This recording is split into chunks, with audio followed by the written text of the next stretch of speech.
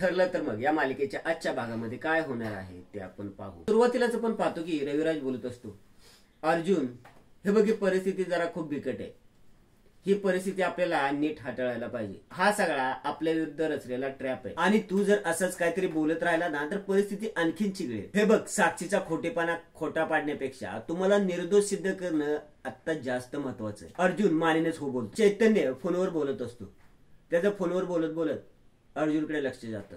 अर्जुन आणि रविराज बोलत असतात, चैतन्य स्वतःशीच बोलतो, मी साक्षीच्या बाबतीत टोकाचा मूर्खपणा केलाय आणि त्याची शिक्षा आज अर्जुन भोगतो, मी हे नाही बघू शकत आणि मग मी आता करू तरी काय आणि माझी चूक मी सुधारू तरी कशी। इकडे रविराज बोलत असतो, अजूनही काही संपलेलं नाहीये, बार काउन्सिलच्या 3 मेंबर पैकी 2 आपल्या बाजूने आहेत। आपला हिरो बोलतो, आणि तिसऱ्याचं काय, तो जोशी, तो आपल्या बाजूने निर्णय घेऊन देईल असं काय वाटत नाही मला ना, तो महिपतचा माणूस वाटतो। रविराज बोलतो, ते आपण नाही ना ठरवू शकत, पण एक बात तर नक्की आहे अर्जुन, काही झालं तरी मी तुम्हाला यातून सोडवणार आहे। यावर आपला हिरो बोलतो, ते आज दिसलं मला आणि तू किती आमच्या बाजूनेच दिसलं मला, सिनियर तो आहेस म्हणून मी आणि चैतन्य थोडे रिलॅक्स आहोत, थँक्यू सो मच। यावर रविराज बोलतो, अरे पुन्हा पुन्हा थँक्यू म्हणून मला किती पर्क करणार आहेस तू। एवढ्यात अर्जुनला चैतन्याची आठवण येते। अर्जुन इकडे तिकडे बघतो पण चैतन्य कुठेच नसतो। आपला हिरो बोलतो, चैतन्य कुठे गेला।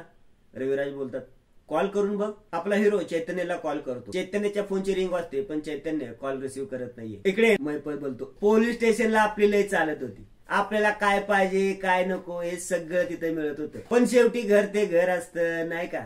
यावर नागराज बोलतो, वादच नाही, इथं आल्यावर तुला आता मोकळं मोकळं वाटत असेल, डोकं असं एकदम शांत झालं असेल तुझं। महिपत बोलतो, नाही नागराज शेठ, जोपर्यंत त्या दोघांच्या गळ्यातला काळा कोट खाली उतरून पडत नाही ना तोपर्यंत माझं डोकं काही शांत व्हायचं नाही। नागराज बोलतो, होणार रे, सगळं होणार, तू काळजी करू नको।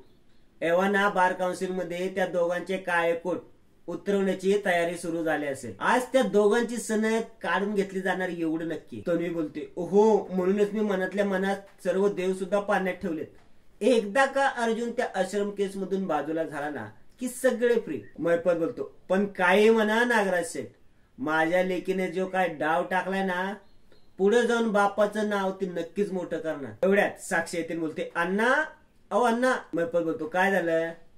साक्षी बोलते, अहो पवार वकिलांचा फोन आला होता, म्हणजे अजून बार काउन्सिलचं डिसिजन फायनल नाही झालं, पण चैतन्य आणि अर्जुनचं लायसन्स कॅन्सल होण्याची दाट शक्यता आहे। महिपत बोलतो, वा वा वा वा, लय मोठी आनंदाची बातमी, चला किलोभर पेढे मागवा।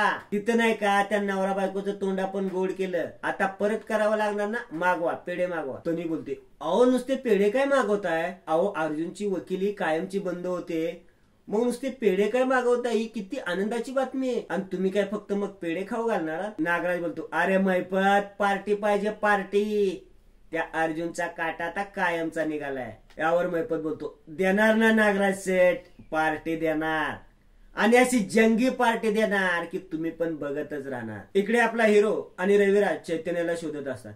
आपला हिरो बोलतो, कुठे गेला चैतन्य, फोनवर पुढे बोलत आला आणि गायबच झाला तो। रविराज बोलतो, मला तर एक वेगळी शंका येते, मला वाटतंय महिपतने त्याला गायब केला। आपला हिरो बोलतो, तसं जर असेल तर महिपतचा जीवच घेईन मी, एक काम कर, तू जा घरी, मी येतो मी। रविराज अर्जुनला पकडतो, बोलतो, ए कुठे निघाला। आपला हिरो बोलतो, महिपतच्या घरी, तो जिथे कुठे असेल ना तिथे जाऊन त्याला जाब विचारतो मी। यावर रविराज बोलतो, अर्जुन मी तुला वेडेपणा करू देणार नाही, हे बघ रागाच्या भारात केलेली प्रत्येक कृती आपल्याला मागात पडणार आहे, तुझं करिअर संपू शकतं अर्जुन।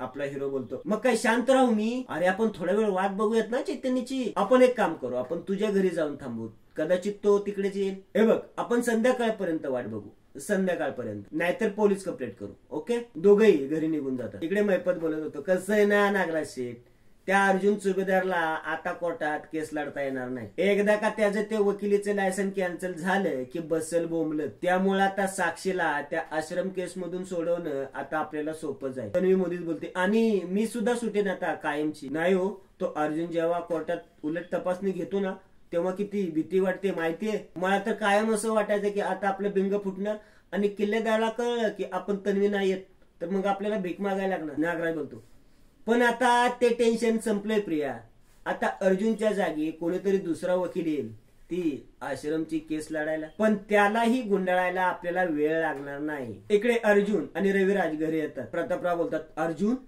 अरे कुठे होतास तू? आम्ही कधीपासून वाट बघतोय तुमची. एवढ्यात सर्वांना अश्विनचा आवाज येतो. मम्मा, डॅड, सायली वहिनी, ताई, लवकर इकडे या. सर्वजण पळत अश्विन जवळ जातात. अश्विन टीव्ही बघत असतो. टीव्हीवर चैतन्य दिसत असतो. चैतन्य बोलत असतो, साक्षी शिकरे बाबत जे काही घडलं त्याची जबाबदारी सर्वस्वी माझी आहे. इकडे महिपत, साक्षी, नागराज, प्रिया हेही टीव्ही बघत असतो. चैतन्य बोलत असतो, तिने फक्त 11 पोटी अर्जुन सुभेदारला याच्यामध्ये गोवलंय. ऍडव्होकेट अर्जुन सुभेदार यांचा या प्रकरणाशी काहीही संबंध नाही. तो माझा आणि फक्त माझा एकट्याचा प्लॅन होता. आम्ही आधीच क्लिअर केले की साक्षीने जे काही आरोप केले ते काही खरे नाहीये. आम्ही कोर्टात सादर केलेले कुठलेही पुरावे खोटे नव्हते. पण हो, मी तिच्या घरी राहायला होतो. मी तिच्याशी साखरपुडा केला. तिचं खरं रूप कळल्यानंतरही तिच्याशी प्रेमाचं नाटक केलं आणि ते सगळे माझे एकट्याचे निर्णय होते. अर्जुन सुभेदार यांचा त्याच्याशी काहीही संबंध नाही, हे मी अगदी शपथेवर सांगतो. सर्वजण ही बातमी ऐकून शॉक होतात. आपला हिरो बोलतो, चैतन्याने सर्व ब्लेम स्वतःवर का घेतलाय? रविराज बोलतो, अरे तू त्याला हे करू दिलं नसतंस म्हणूनच गायब झाला तो. पुढे आपण पाहतो की सर्वजण बसलेले असतात. आपले हिरोईन सर्वांना चहा आणून देते. प्रतापराव बोलतात, चैतन्य असा का वागला असेल? आता या सर्वाची जबाबदारी त्याच्या एकट्यावर राहणार आहे. एवढ्यात चैतन्य तिथे येतो. अर्जुन त्याला बोलतो, हे काय करून आलास तू? साक्षी बद्दलच प्लॅनिंग तुझ्या एकट्याचं होतं, मी त्यात इन्व्हॉल्व नव्हतो का? चैतन्य शांतपणे बोलतो, पण चूक तर माझी एकट्याचीच होती ना रे. अरे मी साक्षी सारख्या बाईच्या प्रेमातच पडलो नसतं तर हे सगळं घडलंच नसतं. तरी तू आणि वहिनी मला किती समजावून सांगत होतात, साक्षी किती वाईट आहे हे तुम्ही मला सांगितलं तरी मी ऐकलं तुमचं. उलट मी भांडलो तुमच्याशी आणि या सगळ्याचं प्रायचित कधी नाही कधी तर घ्यायचंच होतं. आता तेच घेऊन आलोय बस. रविराज बोलतो, अरे पण चैतन्य, या सगळ्याचा काय परिणाम होईल याची कल्पना आहे का तुला? चैतन्य बोलतो, आय होप सर, मला जे वाटतंय तेच होईल. बार काउन्सिल या सगळ्यासाठी मला जिम्मेदार धरेल आणि अर्जुनला निर्दोष. अर्जुन, मला शिक्षा झाल्याशिवाय या सगळ्यावर सोल्युशन मिळणारच नाहीये आणि मला जर शिक्षा नाही झाली ना तर तुझा मित्र बनून घेण्याची लायकी नाही रे माझी. तुझा सतत अपमान केला. तू जे सिक्रेट फक्त मला सांगितलं ते साक्षीला जाऊन सांगितलं मी. प्रतापराव बोलतात, कुठलं सिक्रेट? अर्जुन बोलतो, एक फ्रॉडची केस होती, त्याचे पुरावे फक्त चैतन्याला दाखवले होते पण त्याने काही फार नुकसान नाही झालं माझं. चैतन्य बोलतो, नाही कसं? मी सतत चुका करत राहिलो आणि तू मोठ्या मनाने मला माफ करत राहिलास. यावरून मला एक सुचतंय, आता सायली वहिनींनी वट सावित्रीची पूजा केली ना, तसा जर मित्रांसाठी एखादा वटपौर्णिमेचा सण असताना तर अर्जुन मी तुझ्यासाठी वडाला फेऱ्या मारल्या असत्या आणि देवाकडे मागणं मागितलं असतं की अर्जुन सारखाच मित्र मला पुढचे 7 जन्म हवाय. अर्जुन चैतन्याला मिठी मारतो. पुढे आपण पाहतो की आपला हिरो बोलत असतो, तुला हे आधीपासूनच माहित होतं म्हणूनच तू हे पाऊल उचललंस. एवढ्यात रविराजचा फोन वाजतो. रविराज फोन उचलतो आणि बोलतो, हा बोला ऍडव्होकेट पारंदे. काय? Thank you, thanks lot. Raviraj phone ठेवतो. कल्पना बोलते, भाऊजी काय झालं? रविराज बोलतो, बार काउन्सिलचं जजमेंट आलंय. 2 बातम्या आहेत, एक चांगली आणि एक वाईट. आधी कुठली सांगू? आपली हिरोईन बोलते, वाईट बातमीच आधी सांगा की. रविराज बोलतो, बार काउन्सिलने चैतन्याची सनद 6 महिन्यासाठी रद्द केली. आपला हिरो बोलतो, व्हॉट?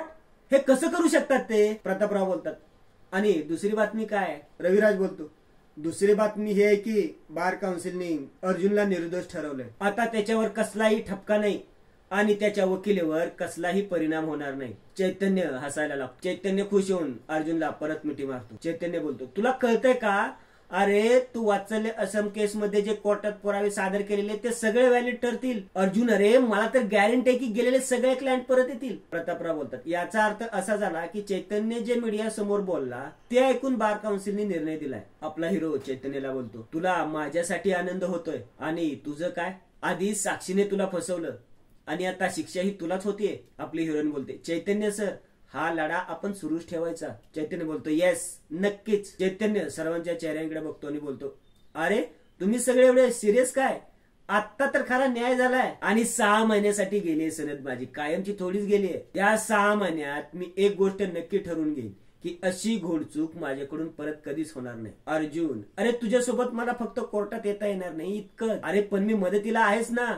अर्जुन सर, तुमचा हा असिस्टंट तुमच्यासाठी हजर आहे. मावशी, आता सगळ्यांसाठी गोड शिरा कर. अगं आपला अर्जुन, बार काउन्सिलच्या आरोपातून अर्जुन निर्दोष सुटलाय. आज आपण सगळ्यांनी सेलिब्रेट करूया. पुढे आपण पाहतो की सकाळ सकाळी आपली हिरोईन आपल्या हिरोला कोट घालते आणि बोलते, सर आज असं वाटतंय की वकील म्हणून तुमचा आज पुनर्जन्म झालाय. तुम्हाला माझ्याकडून खूप खूप शुभेच्छा. आणि आजचा हा भाग येथेच संपतो. पुढील भागामध्ये आपण पाहणार आहोत की आपली हिरोईन डायरीमध्ये लिहित असते, मला पूर्णाजींचा आशीर्वाद मिळेल, त्यांच्या सहमतीने मी आणि हे कधी एकत्र होऊ शकू. इकडे तन्वी अर्जुनच्या ऑफिस मध्ये ती फाईल शोधायला येते. अर्जुन बोलतो, चैतन्य अरे खूप भूक लागले मला, चल बाहेर जाऊया. चैतन्य आणि अर्जुन बाहेर चाललेले असतात. अर्जुनच्या ऑफिस मधील चाव्या ऑफिस मध्येच असतात. तन्वी त्या चावीवर हात ठेवते. आपला हिरो बोलतो, तन्वी निघतेस ना? काय मी इथे नसताना माझ्या कॅबिन मध्ये कुणीही असलेलं मला आवडत नाही. तन्वी बाहेर निघून जाते. चैतन्य आणि अर्जुन बाहेर खायला निघून जातात. तन्वी लगेच अर्जुनच्या ऑफिस मध्ये येते आणि ती फाईल शोधतच असते. एवढ्यात अर्जुनला सायलीचा फोन येतो. अर्जुन सायलीशी बोलत बोलत परत माघार येतो तर त्याला तन्वी तिथं ऑफिस मध्ये दिसते.